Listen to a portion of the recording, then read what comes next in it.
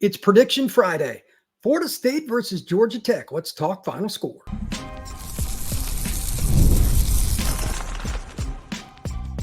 You are Locked On Seminoles, your daily podcast on the Florida State Seminoles.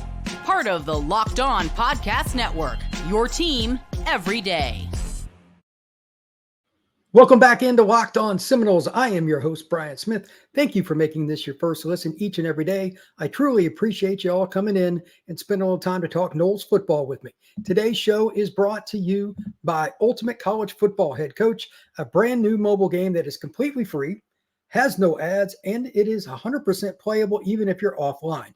Use the promo code LOCKEDONCFB. That's LOCKEDONCFB, all in caps, inside the game, inside the store, to receive a free boost to your program. Begin your coaching legacy today.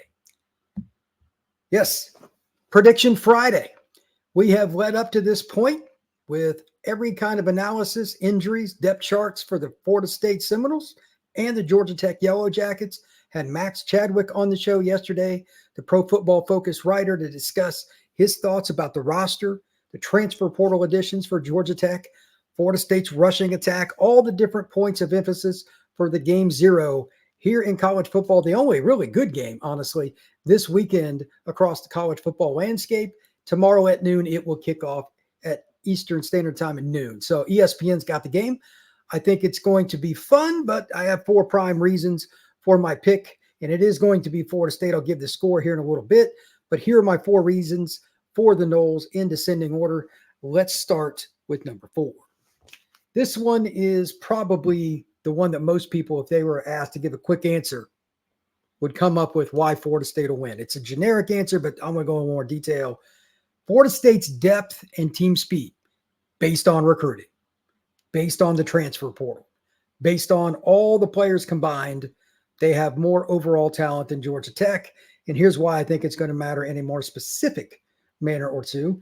Number one, I just think the speed will relate to more big plays, whether they throw the football, whether they're going to be running it like Tofili, Rodell, Kazaya, you name a player Florida State has in their backfield. Do not forget about Jalen Lucas. I'm telling you, that guy can really run. He is a threat. And then, of course, all the talent that Florida State has in general on defense.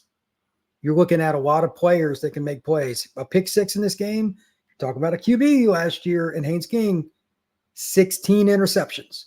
Team speed, recruiting, depth, all those things combined, that's my point number 4. And to be honest with you, that speed, one extra point here, I think Haynes King, and maybe only a couple plays, because he's a tremendous football player in terms of athleticism and his upside on any given play, but he does make the boneheaded throw every now and then when he's under duress. Team speed for Florida State might cause him to have a pick that some other teams just wouldn't get. The DB wouldn't get the free, well, just say fair catch, if you will, because the ball's up in the air. He gets smoked when he's throwing the ball, and it just spirals uncontrollably to a DB for the Noles. That's something that can happen. Point number 3, the turnover battle. What I was just working off of is part of it. Team speed, you're more likely to get fumbles. Team speed, you're more likely to create sacks. Team speed, you're more likely to get interceptions. Now, Georgia Tech's defense has gotten considerably better, in my opinion, especially based on what Max Chadwick told me. It was pretty interesting. They had a couple of guys, like they got Zachary Tobe from Illinois. It's a guy I like. He's from Ocoee, Florida. It's a kid I've seen before. Transferred in from the Illini. He's a nice added piece. They got a DB transferred in from Tennessee. Pretty good player. They got a guy that had 4 sacks last year for Southern Cal that transferred in at edge. Experienced player. It's a senior. That's really good. And they also got a guy back that was injured last year on the defensive line's captain. Okay.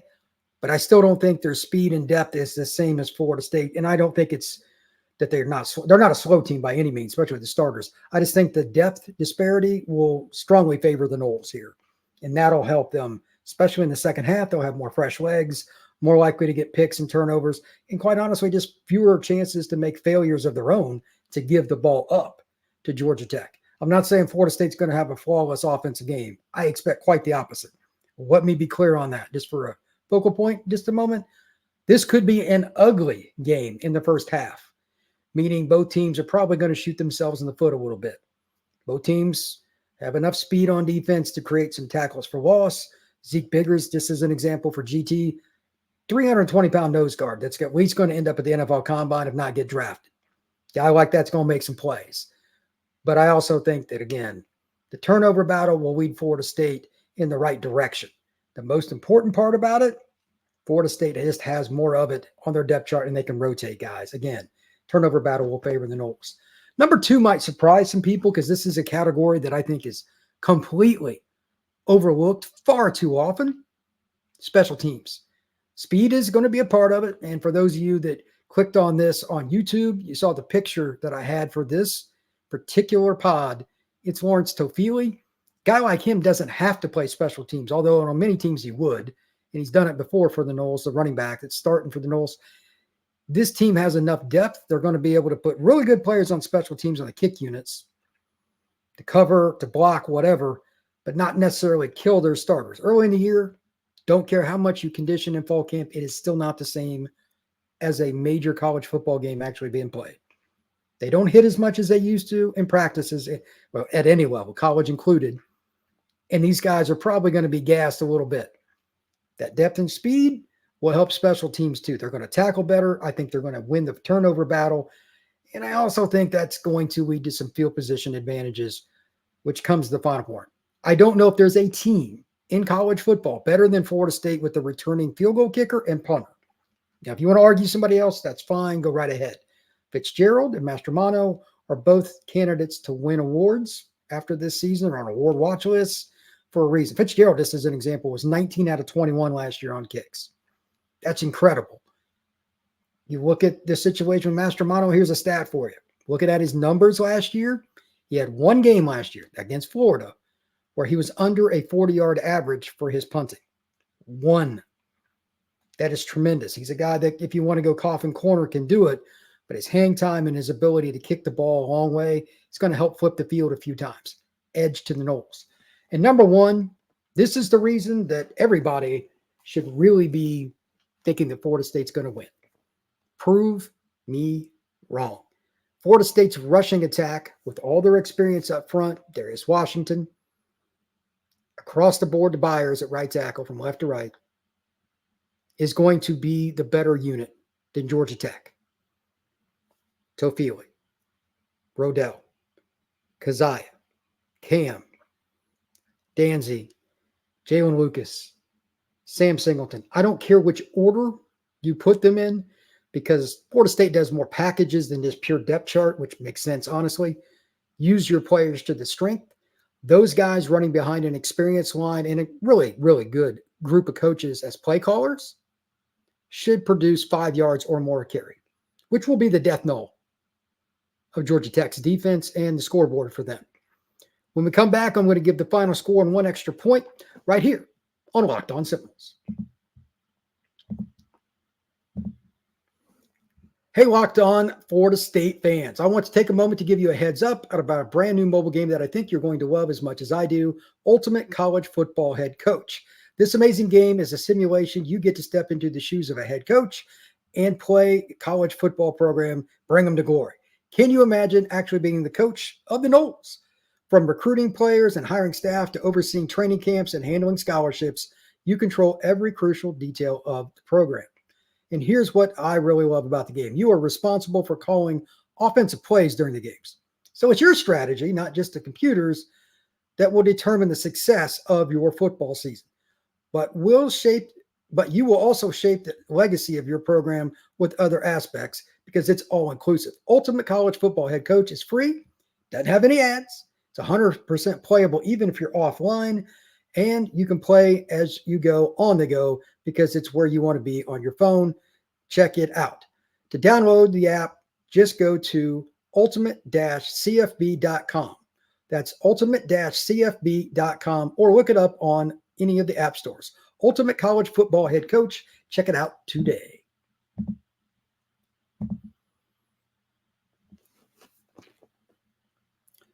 Final point here, Florida State football, even though I brought up those 4 points, I just kind of think it's time for them to embrace being the hunted. This is something I talk about with a lot of teams. Talked about Florida State earlier this month with some of the teams they go up against, It's different being good. Last year, teams were thinking Florida State was going to be good, but were they hunted yet? I don't really know. Some teams might circle them like Miami or Florida, but those are rivalry games. Now Florida State is in the center of college football. From all the things that I have personally gathered from different media members, from different coaches at the high school level, from recruits, players, etc., around college football, Florida State is now in the epicenter. And I think they are ready for it in terms of being the hunted. Not every team does that. Once some teams have success, they oftentimes tumble back down.